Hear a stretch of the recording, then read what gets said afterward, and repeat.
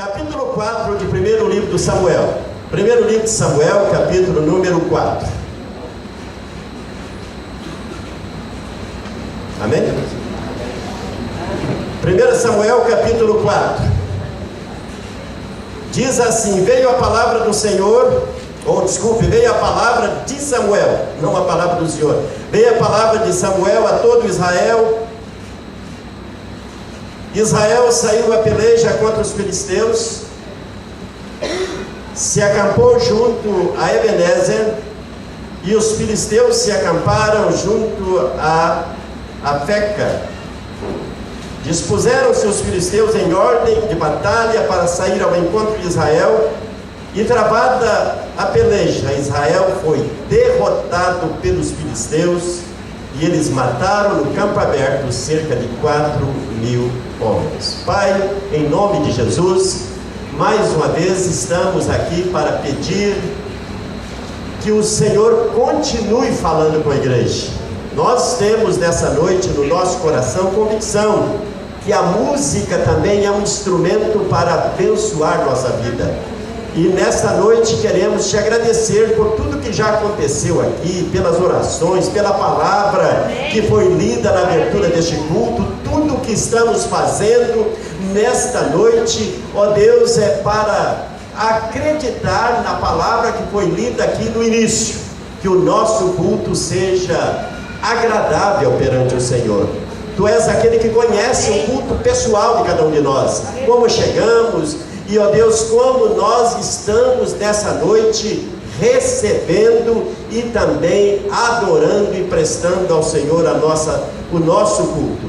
Oramos pedindo que a palavra nessa noite possa ser esclarecedora, possa ser uma palavra que venha trazer para o nosso coração conserto, mudança, pois nós queremos servir melhor o Senhor. Amém. Oramos em nome de Jesus. Amém e amém. Amém. Podem tomar assento. Meus queridos, se há gente do lado de fora que não entrou ainda, eu convido para que entrem, porque gostaríamos de falar para os que estão fora e os que estão aqui dentro. Amém? Porque muitas vezes sai porque está quente, mas não fica lá fora não, venha participar, o pessoal do louvor, você cantou, continue agora ouvindo a palavra de Deus, porque ela é muito importante para cada um de nós hoje à noite. Hoje de manhã, queridos, eu anunciei aqui, eu falei o que eu gostaria de compartilhar com a igreja hoje à noite, sobre o perigo de nós lidarmos com o sagrado, sem todavia estarmos em perfeita comunhão com o santo. O perigo de lidar com o sagrado sem ser santo.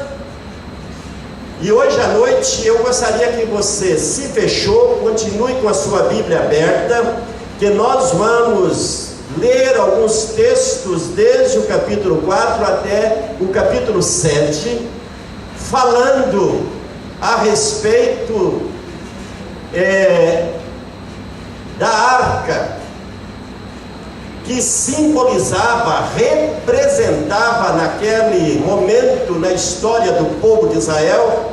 A arca, queridos, ela representava o Shekinah de Deus, a glória de Deus, a presença de Deus no meio do seu povo. Está entendendo?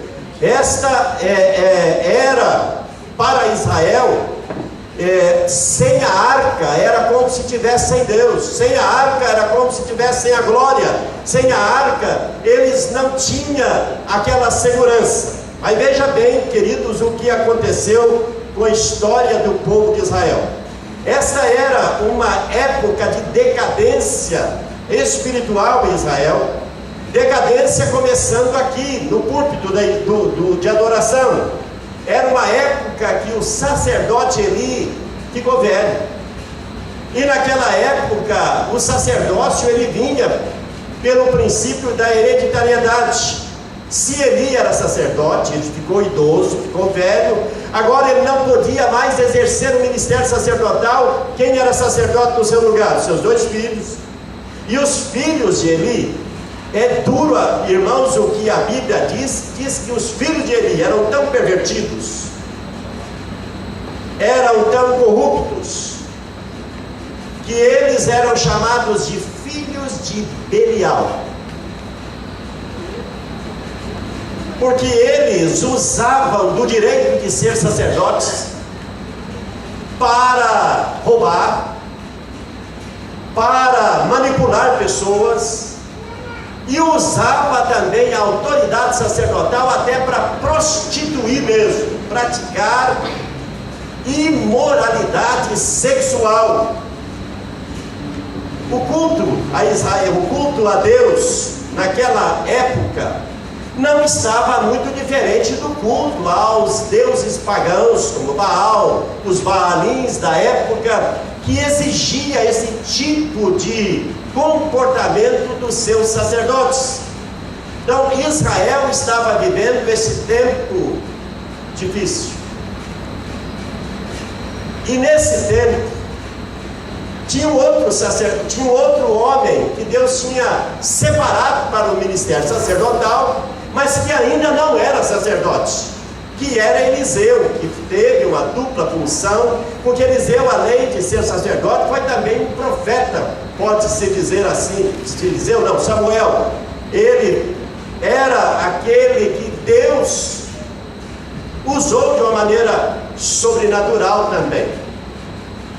E esse texto que eu comecei lendo, irmãos, diz o seguinte, que Eliseu fez uma convocação, e Israel atendeu a convocação, porque os filisteus estavam para atacar Israel, e Eliseu convoca, mas não diz que ele buscou a Deus.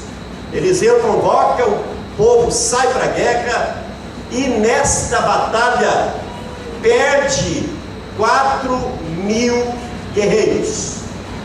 Sabe o que aconteceu? Olha lá comigo agora.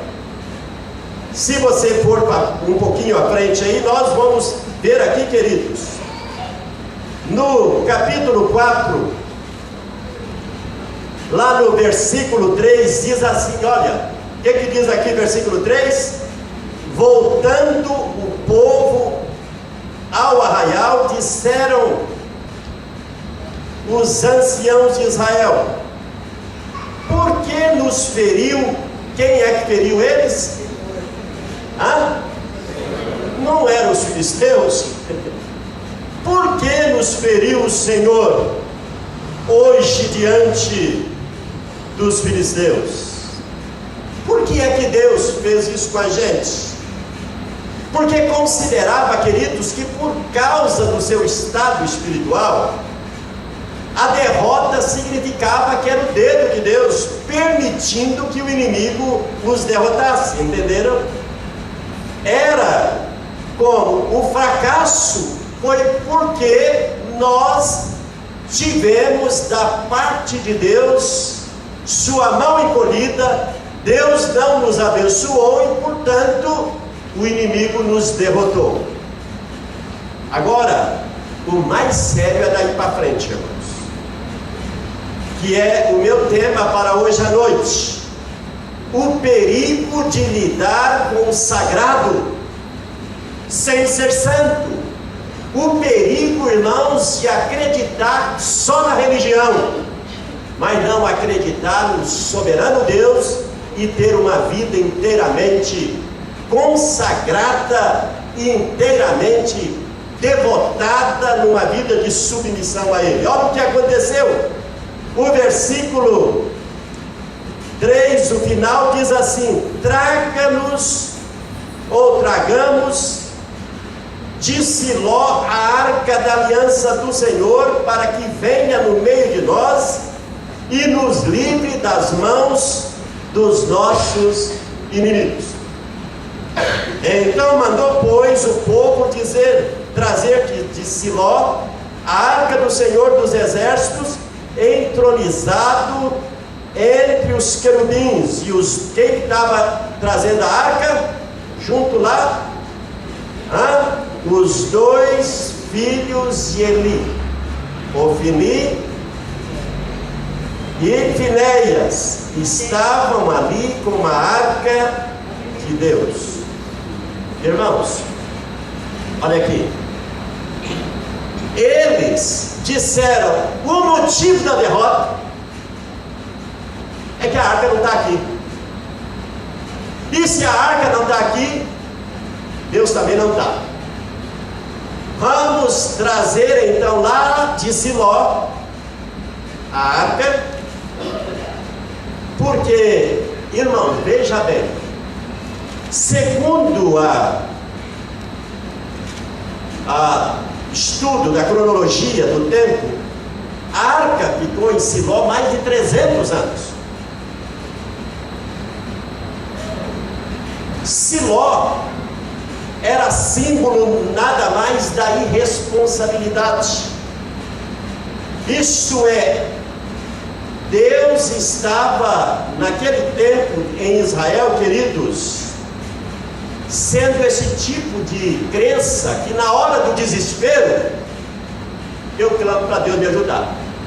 Está entendendo?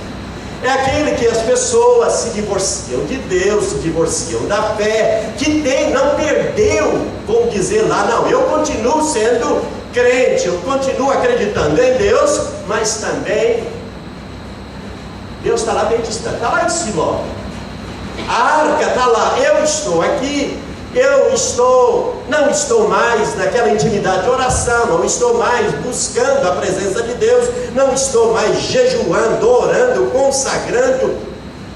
Siló significa o Deus distante. E na hora do desespero, então, que é Deus perto de mim.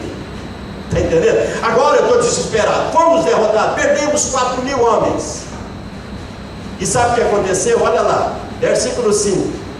Sucedeu que, vindo a arca da aliança do Senhor ao arraial, rompeu todo Israel em grandes prados e ressoou a terra. Irmãos, o barulho foi tanto que chegou a tremer a terra. Tremeu a terra. Versículo 6 diz: ouvindo os filisteus a voz de júbilo, disseram: que voz de grande júbilo é esta no arraial dos hebreus? Então souberam que a arca do Senhor era vinda. Olha, irmãos, que coisa séria aqui.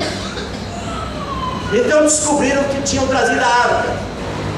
Versículo 7 diz: e se atemorizaram os filisteus e disseram: os deuses vieram ao arraial. E dizia mais: ai de nós, que tal jamais sucedeu antes. Ai de nós, quem nos livrará das mãos desses grandiosos deuses? São os deuses que feriram os egípcios com toda sorte de praga no deserto. E olha aqui, que o inimigo sabe do poder de Deus, viu, irmãos? O inimigo sabe. Preste atenção nisso aqui. Verso 9 diz: sede fortes, ó filisteus, portai-vos varonilmente, para que não venhais a ser escravo dos hebreus, como eles serviram a vós outros. Portai-vos varonilmente e pelejai. Então pelejaram os filisteus. Sabe o que aconteceu? Israel foi derrotado e cada um fugiu para a sua tenda. Foi grande a derrota, pois foram mortos de Israel 30.000 homens de pé. Jesus disse em certa ocasião: olha, o capeta é tão astuto que quando ele sai de um lugar e ele de repente gosta sempre de dar uma voltinha para ver se aquela pessoa continua firme ou não, e ele chegando achando a casa vazia, ele vai e volta lá e traz mais 7 espíritos pior do que ele, e o estado dessa pessoa é pior do que o primeiro. É interessante que tinham perdido quantos da primeira batalha? 4.000. Agora traz a arca, e numa só batalha perde quantos? 30.000. É como se fosse mais ou menos, 7 vezes. um pouco mais de 7 vezes o que tinha acontecido na primeira. Por quê? Na primeira vez disseram: o que aconteceu é que a arca está longe. Agora a arca está lá. Meus irmãos, o que nós aprendemos nesse texto da Bíblia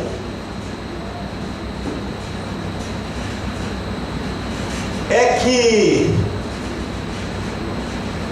uma religião onde fala de Deus, mas não honra Deus na conduta, ela é fraca. Quem estava ajudando a trazer a arca?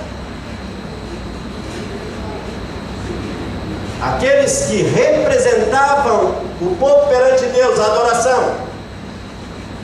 Nesse período, irmãos, que a arca ficou em Siló, foi um período onde o povo de Israel foi dominado pela idolatria. Nós vamos daqui a pouco, mas adiante vamos ver. Se não terminar 9, termina 9:30. O que eu quero dizer para vocês? Olha, naquele dia, sabe o que estava acontecendo? A arca estava em Siló. O povo estava vivendo uma vida distante de Deus. A idolatria, a prostituição, todo. Na verdade, Israel ficou tão pagão como os outros. E agora, irmãos, acham que trazendo a arca, automaticamente eu trago Deus. Não. Eu posso, o que estava acontecendo, a arca estava lá, mas o coração estava muito distante do Deus que aquela arca representava a sua glória. Entenderam? Irmãos, é sério, é muito sério. Com muito temor no meu coração eu quero dizer, queridos, a pior coisa que um cristão, que uma pessoa que crê em Deus possa fazer, é honrá-lo com os lábios, mas o coração está distante dele. Aqui foi um culto, que eu diria assim, foi um culto que para muitos hoje foi, como que chama aí, que quando é um culto meio fervoroso, como é que chama? Foi um fervor só. Foi tão poderoso, pode dizer, o culto para os homens, que o inimigo tremeu, meu irmão. O culto para os homens foi tão poderoso que o inimigo, que é isso que está acontecendo lá? Aí disseram, porque o povo de Israel trouxe a arca. E se trouxe a arca, estão perdidos. Estão perdidos. Eles vão nos derrotar e fazer de nós escravos agora. Nós os escravizamos até agora em perder, eles que serão nossos escravos. Irmãos, é incrível. Não conseguimos impressionar a Deus. Não conseguimos manipular Deus. Podemos cantar tudo direitinho.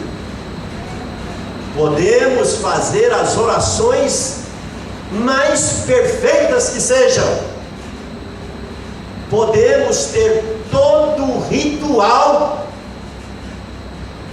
Mas se o meu coração não tiver quebrantado e contrito, arrependido, humilhando na presença do Senhor, é só barulho, não traz Deus. Quero dizer para os irmãos que o barulho não traz Deus no nosso meio. Nada que fizermos, irmãos, sem primeiro fluir de dentro de nós, não impressiona Deus. Siló, distância, Agora a arca é trazida, mas o povo não se voltou para Deus. Eu vejo aqui, irmãos, que muito barulho com pouca unção é nada, concorda? Muito barulho com pouca unção é nada. O povo teve um sentimento de vitória, mas amargou uma derrota das mais humilhantes. O que aconteceu?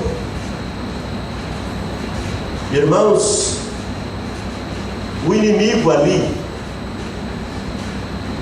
prevaleceu. Mas olha o que aconteceu depois. Vamos acompanhar a arca.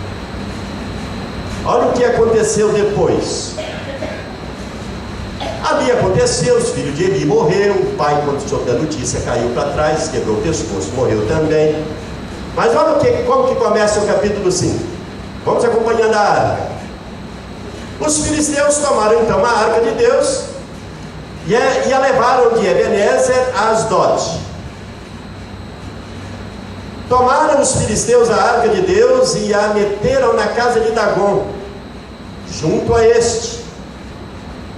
Levantando-se, porém, de madrugada os de Asdod no dia seguinte, eis que estava caído Dagom com o rosto em terra, diante da arca do Senhor. Tomaram-no e tornaram a pô-lo no seu lugar. Levantando-se de madrugada no dia seguinte, pela manhã, eis que Dagom jazia caído de bruços diante da arca do Senhor. A cabeça de Dagom e as duas mãos estavam cortadas sobre o limiar dele, ficaram apenas o tronco. Irmãos, olha aqui. Asdod, que é esta cidade filisteia lá, eu poderia dizer ali que ali tem o trono de Deus. Ali, queridos, eles levam, e tinha o templo de Dagom. Eles pegam a arca e colocam do lado do Dagom.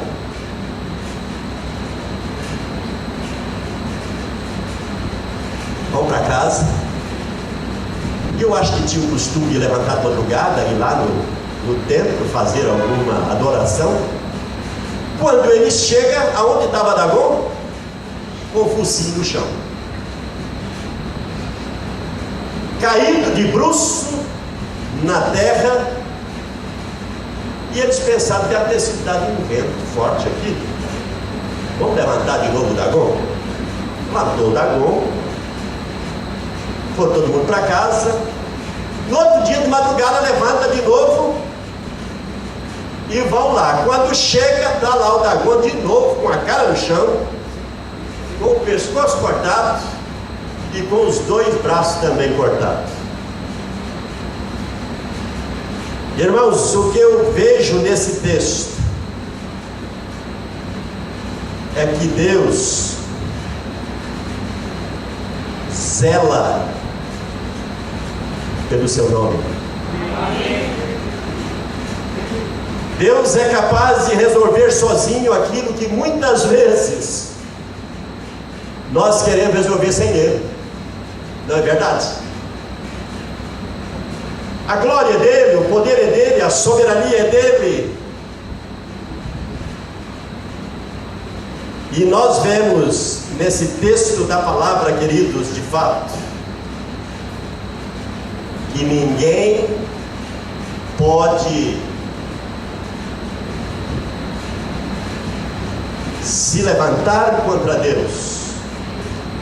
Deus estava dizendo: eu sou o único. Amém. Glória a Deus, aleluia. Fora de mim não há Deus. Amém. Eu zelo pela minha santidade e pelo meu nome. O povo de Asdod fica tão apavorado que eles dizem, eu não li o texto, caso você lê com cuidado, leia todo o capítulo 5 e vão ver o que aconteceu, irmãos. Aquele povo, não só Asdod, perde o pescoço e os braços, é destruído, mas aquele povo começou a parecer uma praga de rato, uma rataiada. Para quem já teve alguns ratinhos pequenininhos que invadem sua casa, que fica para pegar ratinho é difícil, não é verdade? Quantos aqui já entrou ratinho em sua casa? Acho que todo mundo, não é verdade? Agora imagine uma praga de rato, você mata 10, aparece 50. E não só praga de rato, apareceu, irmãos, úlcera no corpo inteiro. E eram úlceras grandes. De repente o corpo começou a ficar todo cheio de úlceras, o corpo inteiro, e uma rataiada dentro de casa. O povo ficou tão doido que disse: não tira esta arca daqui, porque ninguém há tão poderoso como Deus de Israel. Aleluia. Irmãos, sabe o que eles fizeram? Eles disseram: vamos tirar daqui. E eles então consultaram lá os sacerdotes deles e disseram: o que vamos fazer? Aí os sacerdotes disseram: olha, vai ter que levar de novo para o povo de Israel. Mas vamos fazer o seguinte: vocês pegam 2 vacas que estão com o bezerrinho desmamado, sem desmamar ainda, pega 2 vacas, faz uma carroça nova, porque Deus é zeloso. Pega 2 vacas novas, com um bezerrinho novo, faz uma carroça nova e fabrica de ouro aí uns ratinhos, um rato para cada cidade, um ratinho para cada cidade, e também umas úlceras, tudo de ouro. Fizeram lá, queridos, umas pecinhas de ouro, umas com imitação de rato, outra com imitação das úlceras, e disse: enche numa sacola e põe do lado aí da arca, e põe na carroça e solta a vaca. Se as vacas, os bezerros ficam presos, não, os bezerros vai andando, os bezerros ficam presos. Se as vacas for na direção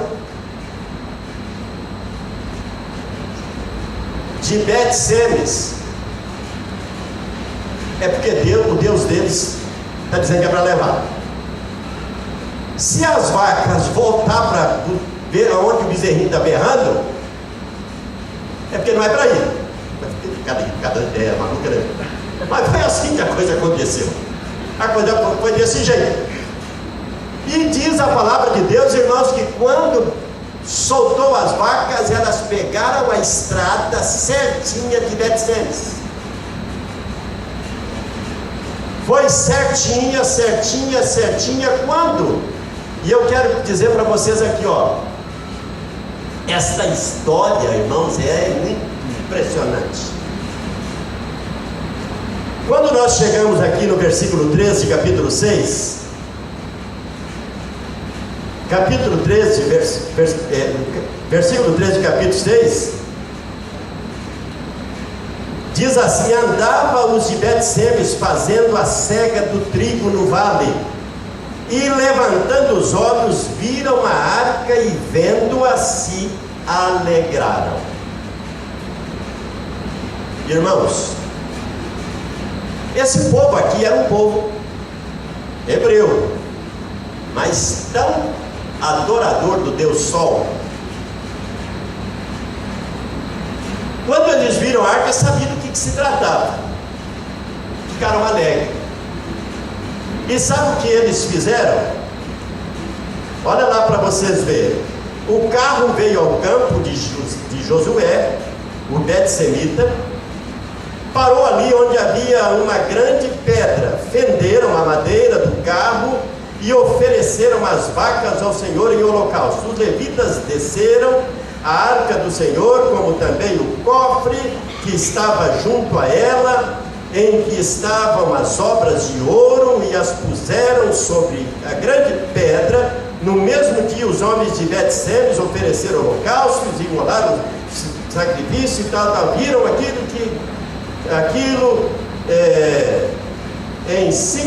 os 5 príncipes dos filisteus. Então eles voltaram para casa e disseram: está entregue. O povo gostou, está entregue. Os filisteus voltaram para casa, acabou a praga sobre nós. Olha aqui, sabe o que diz aqui no versículo 19? 6:19 diz: feriu o Senhor os homens de Bet-Semes, porque olharam para dentro da arca do Senhor. Sim, feriu deles 70 homens. Então o povo chorou, porquanto o Senhor fizera tão grande morticínio entre eles. Então disseram os homens de Bet-Semes: quem poderia estar perante o Senhor, esse Deus santo? E para quem subirá desde nós? Enviaram, pois, mensageiros aos habitantes de Quiriate-Jearim, dizendo: os filisteus devolveram a arca do Senhor, descei, pois, e fazei com que ela suba para vocês. Irmãos, eu diria assim que esse povo aqui de Bet-Semes é aquele tipo de pessoa que aproveita uma oportunidade. De repente vê uma carroça sem ninguém dirigir. É aquele tipo de pessoa que quer uma religião barata, uma religião sem compromisso. Chega a carroça, o que eles fazem? Pega a carroça, mete uma chata na carroça, pega os bois que não eram deles, as vacas, não era boi, pega a vaca e faz um sacrifício para Deus. Meu amado irmão, sacrifício que não lhe custa nada não tem valor para Deus. Entenderam? Um tipo de comportamento religioso uma oportunidade. Ficaram tão curiosos quando bateram o ouro naquela sacola de ouro. Cresceu. E Deus mais uma vez pesou a mão. Esse povo foi abençoado? Não, irmãos. A arca não quer dizer que, se você tem aquele tipo de eu não quero compromisso, já que veio eu vou entrar na onda. Deus quer de nós muito mais do que isso, meus queridos. Deus não quer que nós peguemos bênçãos passageiras. Infelizmente vivemos numa época, queridos, que muita gente fica ouvindo notícia no rádio, anúncio: vai vir um missionário, vai vir uma profeta, vai vir alguém importante que vem lá dos Estados Unidos, vem do Japão, vem da Coreia, vai estar aqui. Aí a pessoa o ano inteiro não serve a Deus, está entendendo?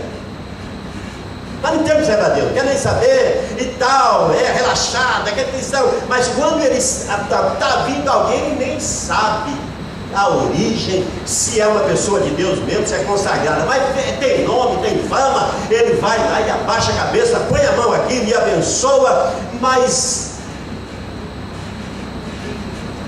tem uma vez que veio um homem dos Estados Unidos para um tempo aqui em Rolândia, numa cruzada chamada Rolândia em Chamas. E eu me lembro, irmãos, estávamos trabalhando com um casal. A mulher vinha à igreja, o homem não queria saber nada de Deus. Mas é aquela pessoa, se tiver uma bênção passando por eu vou tentar pegar, por que não?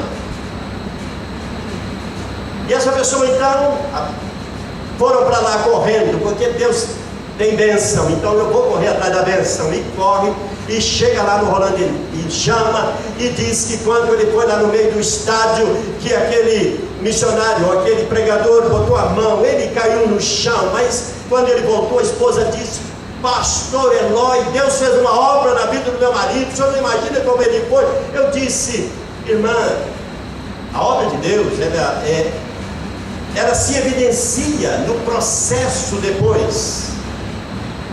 É a mudança.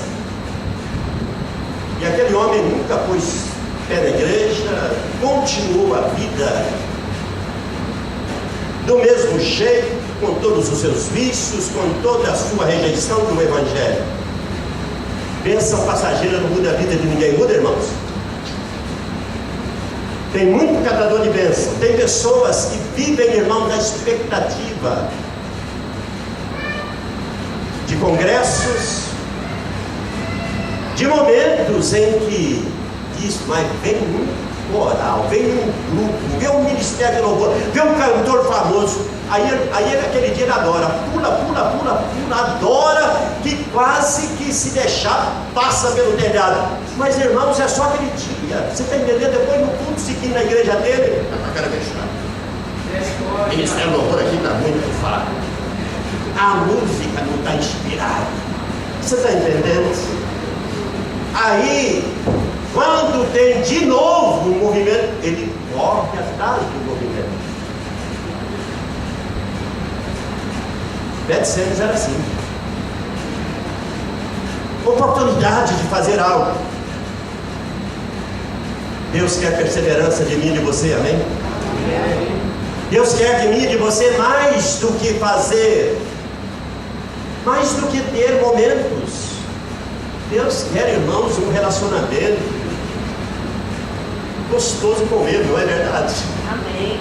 Não estou dizendo que nós não temos, às vezes, momentos onde vamos num congresso. Nós tivemos agora, semana passada, a oportunidade de juntarmos os homens aqui, num congresso só de homens. Que momento precioso para os nossos homens. Fomos lá em Campo Grande. Agora, irmãos, esperar daqui a mais um ano para ter uma grande experiência com Deus? Não. Foi muito precioso, muito gostoso, concorda? Mas hoje eu preciso de novo. Aleluia. Nós precisamos diariamente, amém? A vida do cristão, ela é uma intimidade com Deus que não pode de maneira nenhuma apagar por causa dessas coisas. Aí o povo ali de Betsemes disseram, não, por favor, tira a arca daqui. Morreu de uma vez só 70, daqui a pouco acaba o nosso povo aqui. E então disseram, vamos pedir que venham buscar a arca. E aqui então, queridos, nós vemos a arca chegando agora em Kiriat Jearim, certo? Lá no versículo 19 de capítulo 6 diz-se: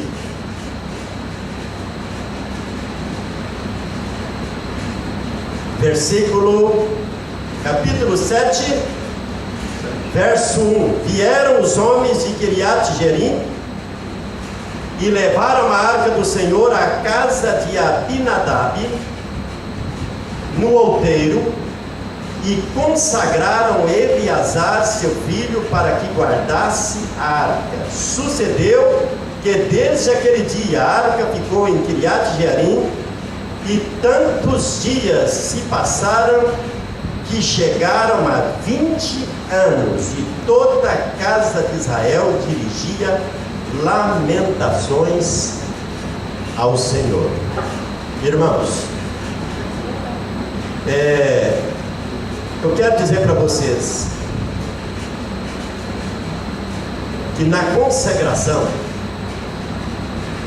no arrependimento,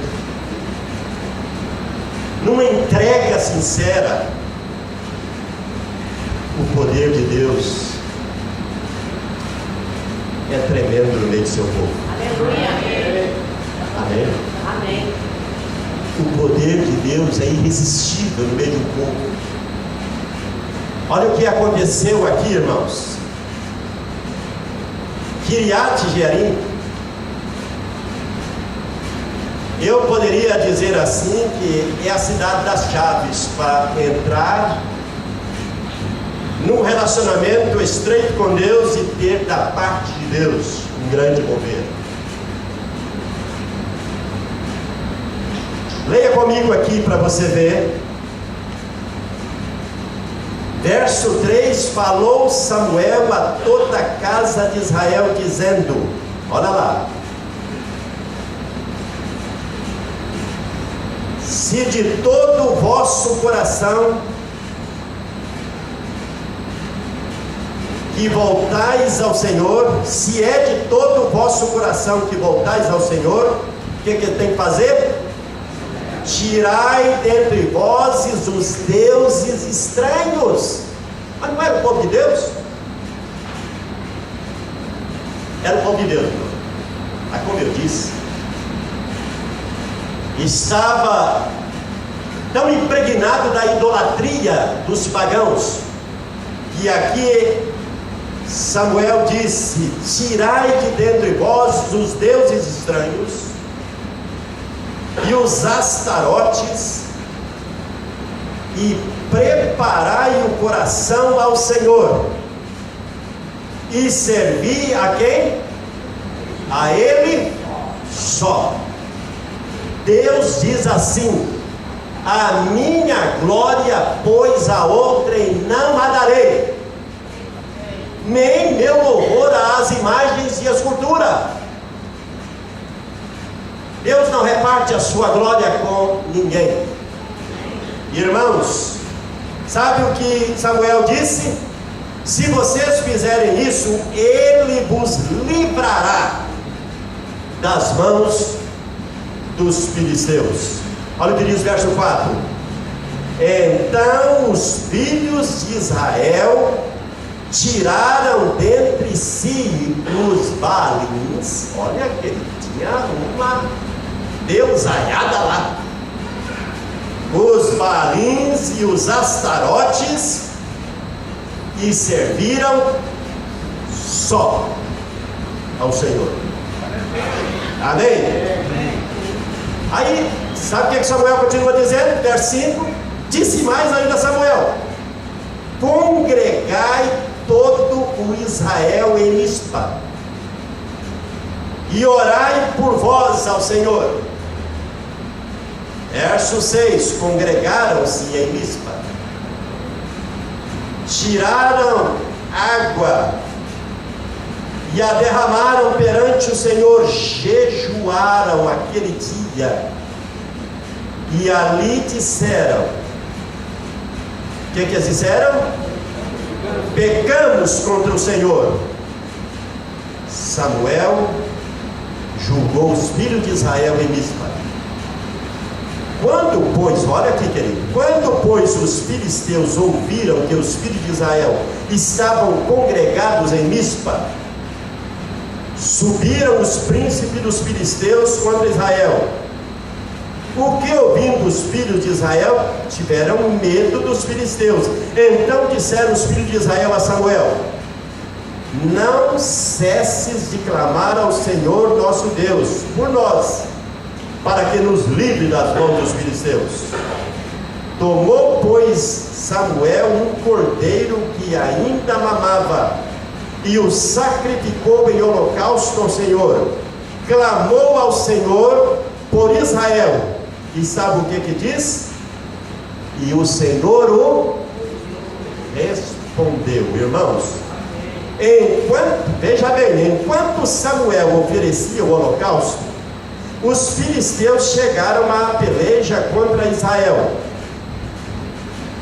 Precisou do povo fazer barulho? Sabe o que aconteceu? O barulho foi Deus que fez. Dessa vez foi barulho do céu. Diz aqui: mas trovejou o Senhor aquele dia com grande estampido sobre os filisteus, e os aterrou de tal modo que foram derrotados de diante dos filhos de Israel. Saindo de Mispa, os homens de Israel perseguiram os filisteus e os derrotaram até abaixo de Bet-ca. Tomou então Samuel uma pedra e a pôs em Mispa e Sem, e lhe chamou Ebenezer e disse: até aqui nos ajudou o Senhor. Aleluia. Glória a Deus. Meus irmãos, este é o caminho. Amém. Quando há consagração, há conversão, há arrependimento, há entrega na presença do Senhor, quando nós decidimos tirar alguns impedimentos da nossa vida, alguns ídolos, algumas coisas que impede. Tem muita gente hoje, irmãos, que não ajoelha diante de uma estátua para adorar, mas tem os seus deuses, tem os seus impedimentos, tem os seus atrapalhos, tem coisas que atrapalham pessoas. E Deus diz: quer experimentar o mover da minha mão? Eu quero todo o seu coração. Amém. Buscai ao Senhor de todo o vosso coração. Aleluia. Deus, irmãos, quer de mim, de você, um amor genuíno, um amor sem reservas da nossa parte. Essa é a vontade de Deus. Amém.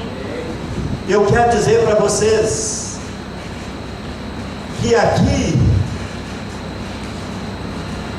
quando os céus movem, irmãos, o povo de Deus é abençoado. Aleluia. Glória a Deus. Não sei, quem sabe você nessa noite precisa colocar perante o Senhor algumas coisas na sua vida. Aleluia. De repente você está fazendo como Israel, dizendo: por quê? Porque as coisas não estão dando certo? Parece que eu estou fazendo na minha parte certinho, eu estou fazendo as coisas, mas por que não está acontecendo? Porque mais uma vez eu fui derrotado. Meu querido, minha querida, Deus não mudou. Amém. Deus não mudou. E nessa noite, Ele quer que você abra seu coração. Aleluia. Naquele dia, Samuel disse: vá para casa, abra seu quarto, abra seu baú, tudo aquilo que você sabe que não faz parte de um adorador de Deus, destrua, Glória a Deus. tire e seja só de Deus. Amém. Pode ser que nessa noite, querido, não tenhamos coisas para tirar, mas tenhamos no nosso coração alguns ídolos escondidos. Tenhamos no nosso coração algumas coisas que nós gostamos e que Deus não gosta. Coisas que para nós às vezes são mais importantes do que adorar a Deus. Deixa o Espírito Santo falar contigo hoje à noite. Amém. Aleluia. Porque às vezes não são coisas que, eu diria assim como Paulo diz, todas as coisas que são lícitas, mas nem todas me convêm. Às vezes tem coisas que não são ilícitas, mas na vida de algumas pessoas atrapalha ele adorar a Deus. Tira seu tempo. Mas algumas atitudes, alguns impedimentos na nossa vida, na nossa alma, que nos amarra lá no passado, que nos aprisiona, pecados não confessados, algumas coisas que nós sabemos e guardamos lá, mas que o Espírito Santo nessa noite está dizendo: traga tudo, se arrependa, porque Deus vai ganhar a sua batalha. Aleluia. Glória a Deus. Deus vai ganhar a sua batalha. Amém. Nessa vitória tremenda aqui, queridos, Deus guerreou a guerra de Israel. Aleluia. Ele venceu a guerra. Ele continua sendo o mesmo Deus. Amém. Glória a Deus. Aleluia. Ele não mudou. Amém. Ele é o mesmo.